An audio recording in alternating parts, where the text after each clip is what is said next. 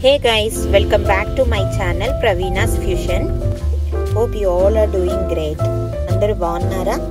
So in today's vlog manamu saggubiyam vada, saggubiyam garelu, sabudana vada ela aina pilavachu. Chusara enta bagunnayo, చాలా క్రిస్పీగా అంటే పైన క్రంచీగా లోపల మెత్తగా ఈ సగ్గుబియ్యం వడ స్నాక్గా చేసుకోవచ్చు. ఎవరైనా వస్తే మంచి డెలిషియస్ డిష్ లాగా మంచిగా వాళ్ళకి ఒక పాపులర్ డిష్ లాగా సర్వ్ చేయొచ్చు. సో మనకి ఇక్కడ కావాల్సినవన్నీ కట్ చేసి ఉంచుకున్నాను. ఒక 2 to 3 బిగ్ సైజ్ ఆనియన్స్ ఇలా చాప్ చేసి ఉంచుకోవాలి. అలాగే గ్రీన్ చిల్లీ, ఇదొక్కటే స్పైస్ మనం వాడేది. సో మన స్పైస్కి తగ్గట్టు గ్రీన్ చిల్లీ చిన్న పీసెస్ చేసి ఉంచుకోవాలి. అండ్ కర్రీ లీవ్స్ కరేపాకు చాలా మంచి ఫ్లేవర్ని యాడ్ చేస్తుంది. సో కర్రీ లీవ్స్ కూడా మంచిగా చిన్న ముక్కలుగా కోసి పెట్టేసుకోవాలి. సో ఇప్పుడు ఎలా మిక్స్ చేసుకోవాలనేది క్లియర్గా ఇక్కడ నేను చూపిస్తున్నాను. మనం ఇక్కడ మైదా అట్లాంటివి ఇంకేమీ వాడము, ఓన్లీ రైస్ ఫ్లోర్ అన్నమాట, బియ్యం పిండి.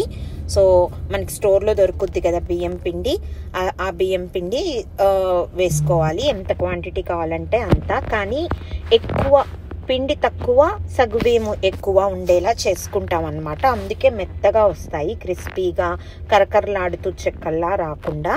సో ఏం చేస్తారంటే మీకు ఎంత సగ్గుబియ్యం ఇష్టము, ఎంత పంటికి తగిలితే బాగుంటుంది అన్న క్వాంటిటీలో మనం ఒక మినిమం 3 to 4 hours ముందు సగ్గుబియ్యాన్ని ఒక 1 to 2 టేబుల్ స్పూన్ కర్డ్ మంచిగా వేసేసి కలిపేసి దాంట్లో ఆ సగ్గుబియ్యం మునిగేదాకా నీట్గా నీళ్ళు పోసుకొని నానపెట్టేసి ఉంచాలన్నమాట. అది ఎంత సోక్ అయితే అంత సగ్గుబియ్యం అనేది మనకి మెత్తగా అయిపోతుంది. ఇంకా మనం సగ్గుబియ్యాన్ని సపరేట్గా కుక్ చేయడం, బాయిల్ చేయడం ఏమీ ఉండదు. సో జస్ట్ మనం సోక్ చేసుకునిందే కాబట్టి సో మ్యాక్సిమం మనం ఇడ్లీకి దోశకి నానపెట్టుకున్నట్టుగా చక్కగా 4-5 hours నానపెట్టేసుకున్నాం అనుకోండి. పొద్దున్న సాయంత్రం చేసుకునే పని అయితే పొద్దున్న నానపెట్టేసుకోవడం, లేదంటే నైట్ నానపెట్టుకొని పొద్దున్న చేసుకోవడం. బ్రేక్ఫాస్ట్ కూడా చాలా బాగుంటుంది. కొద్దిగా హెవీగానే ఉంటుంది ఇది, ఇంకా మనం తినే క్వాంటిటీని బట్టి అనమాట. సో చక్కగా అలా సోక్ చేసేసుకుంటే చూసారా, మనం ఇంత సగ్గుబియ్యం కాస్త ఇంత లావ్ అయిపోతుంది. సైజులోనే మీకు డిఫరెన్స్ తెలిసిపోతుంది. అండ్ ఆ సగ్గుబియ్యం ఆ పెరుగు ఆర్ మజ్జిగని మొత్తం సోక్ చేసేసుకొని అంతా బాగా పట్టేస్తుంది అనమాట సగ్గుబియ్యానికి. మీకు ముట్టుకుంటేనే సగ్గుబియ్యం ఇలా మెత్తగా అంటేనే బాగా ఇలా మెత్తపడిపోతుంది. ఆ టైం వరకు మనం దాన్ని సోక్ చేసుకోవాలి. అండ్ ఓన్లీ ఆ సోక్డ్ సగ్గుబియ్యము మిగిలిన ఆ సగ్గుబియ్యం మజ్జిగతోనే మనం మొత్తం ఇది కలుపుకుంటాము. యాక్చువల్గా ఎక్కువ నీళ్లు కూడా పట్టవు, అసలు ఇంకా వాటర్ ఎక్స్ట్రా పడవు. ఇంకా మనం సగ్గుబియ్యం నానపెట్టుకున్న వాటరే మిగులుంటుంది అనమాట. దాన్నే మనం వడలేసుకునేటప్పుడు చేతికి తడుపుకోవడానికి కూడా వాడుకోవచ్చు. సో చూసారా, ఇక్కడ బియ్యం పిండి, ఆ నానపెట్టుకున్న సగ్గు బియ్యము, అలాగే మనం కట్ చేసి ఉంచుకున్న onion pieces, green chilli pieces, అలాగే కరివేపాకు, కొద్దిగా జీలకర్ర డైజెషన్కి మంచిది కాబట్టి దాన్ని యాడ్ చేసుకుంటాం. అంతకు మించి మనం ఇక్కడ యాడ్ చేసుకునేది ఏముండదు. దీనికి మనకి సోడా, ఉప్పు, ఈనో ఇలాంటివి ఏమీ అవసరం లేదు. ఇలా కొద్దిగా ఆ సగ్గుబియ్యం నానపెట్టిన వాటర్నే పోసుకుంటూ కొద్దిగా కావాల్సినంత సాల్ట్ యాడ్ చేసుకొని ఇలా ముద్దగా పిండి కలిపి పక్కన పెట్టేసుకోవాలన్నమాట. సో ఇంకా మళ్ళీ పిండి నానపెట్టుకోవడాలు, పక్కన పెట్టి కాసేపు ఉంచడాలు అలా ఏం అవసరం లేదు. ఇమీడియట్గా ఈ లోపు మనం స్టవ్ మీద ఆయిల్ పెట్టేసి ఉంచుకుంటే ఇది కలుపుకునే లోపు మనకు అక్కడ ఆయిల్ హీట్ అయిపోతే ఇంకా వేడివేడిగా వడలేసేసుకోవడమే. సో దీనికి కాంబినేషన్గా నేను మీకు ఇక్కడ ఇంకొక ఎర్రకారం రెసిపీ చూపిస్తున్నాను. ఇది ఇడ్లీ, దోశ, ఇలాంటి వడలు, ముఖ్యంగా బోండా, పునుగులు, వీటిల్లోకైతే సూపర్గా అదిరిపోతుంది. ఒక్కసారి ట్రై చేయండి. చాలా అంటే చాలా సింపుల్. వేయించడాలు అలాంటివి ఏం అవసరం లేదు. జస్ట్ ఒక చిన్న మిక్సీ జార్ ఆర్ లైక్ ఇట్లాంటి బ్లెండర్ జార్ ఒకటి తీసుకొని మనం తినగలిగే స్పైస్లో ఎండుమిరపకాయల్ని అలా గిల్లేసేసుకుంటాము. అలాగే ఎల్లుల్లిపాయ రెబ్బలు మన ఫ్లేవర్కి తగినట్టు, ఎక్కువ ఇష్టమైన వాళ్ళు 5-6 వేసుకోవచ్చు, లేదంటే ఒక 4 ఈ క్వాంటిటీకి ఒక 4 ఎల్లుల్లిపాయ రెబ్బలు.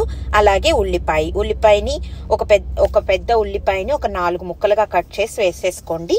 అలాగే జీలకర్ర అండ్ తగినంత ఉప్పు.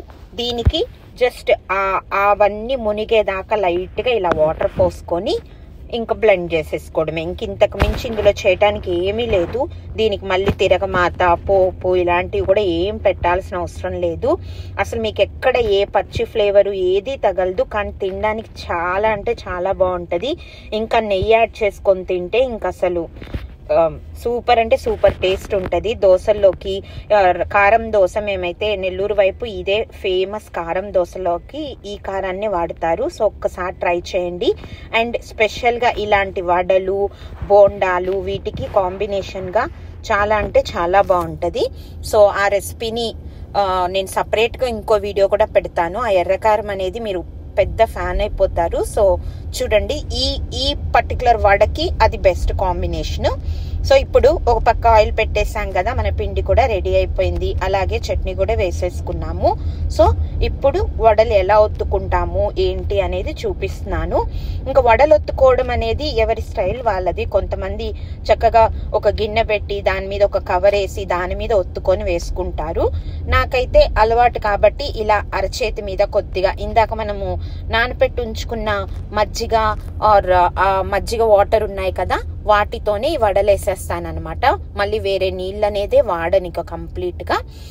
సో ఆ వాటర్ ని కొద్దిగా అరచేతికి మనం అప్పుడప్పుడు ఇట్లా అరచేతికి రాసేసుకొని దాని మీద మీకు కావలసినంత సైజు కావలసినంత సైజు పిండి తీసుకొని ఇలా నీట్ గా మన అరచేతికి తగ్గట్టు ఒత్తుకొని పక్కన నూనెలో వేసేసుకోవడమే. ఇవి కాలడానికి కూడా ఎక్కువసేపు పట్టవండి. చాలా అంటే చాలా త్వరగా కాలిపోతాయి. మనకి చక్కల్లాగా ఏదో సాగీగా లాగి తినాలి, పీక్కొని తినాలి అలా కూడా ఉండవు. ఒక్కసారి ట్రై చేసి చూడండి. మెత్తగా మనం 2-3 తినే వాళ్ళైతే ఇలా చక్కగా వేడి చేసుకొని అలాంటి ఎర్రకారము నెయ్యి వేసుకొని తింటే ఈజీగా 5-6 తినేస్తాం అనమాట. చెప్పాను కదా, సాయంత్రం స్నాక్ గా బాగుంటది, పొద్దున పూట బ్రేక్ఫాస్ట్ కి బాగుంటది. ఈవినింగ్ టైంలో ఇంకేమీ వద్దు, డిన్నర్ లా తింటాము అంటే అలా కూడా తినొచ్చు, ఎలా అయినా తినొచ్చు. మీ గెస్ట్లు వస్తే ఒక్కసారి ఇలా చేసి పెట్టండి. ఇంకొకసారి అయితే వాళ్ళు మళ్ళీ ఇదే కావాలి అడుగుతారు, మిమ్మల్ని రెసిపీ అడుగుతారు. అంత బాగుంటది అనమాట. మరి మెత్తగా ఒత్తుకోకుండా మనం తీయడానికి వీలుగా చూసారా, ఇలా ఈజీగా వచ్చేస్తుంది. కొద్దిగా చేతికి ఆ నీళ్లు ఇలా రాసుకుంటే మనకి అంటుకోకుండా మనం ఇలా తీసినప్పుడు ఈజీగా లేచిపోద్ది అనమాట. నేను యాజ్ ఇట్ ఈజ్ గా రాగా వీడియో పెట్టేశాను, ఎక్కడ కట్ చేయలేదు. తెలియని వాళ్ళకి, ఫస్ట్ టైం చేసే వాళ్ళకి అందరికి యూజ్ అవుతుందని. సో మీకు లేదు నాకు చిన్నగా ఇష్టం అనుకుంటే చిన్న ఉండలు చేసుకొని జస్ట్ ఒక బోండా లాగా పునుగుల్లాగా కూడా వేసుకోవచ్చు. కానీ దానికి ఉడకడానికి టైం ఎక్కువ పడుతుంది కదా, అలా ఉన్నప్పుడు మనకు ఉడికిందా లేదో కూడా తెలీదు.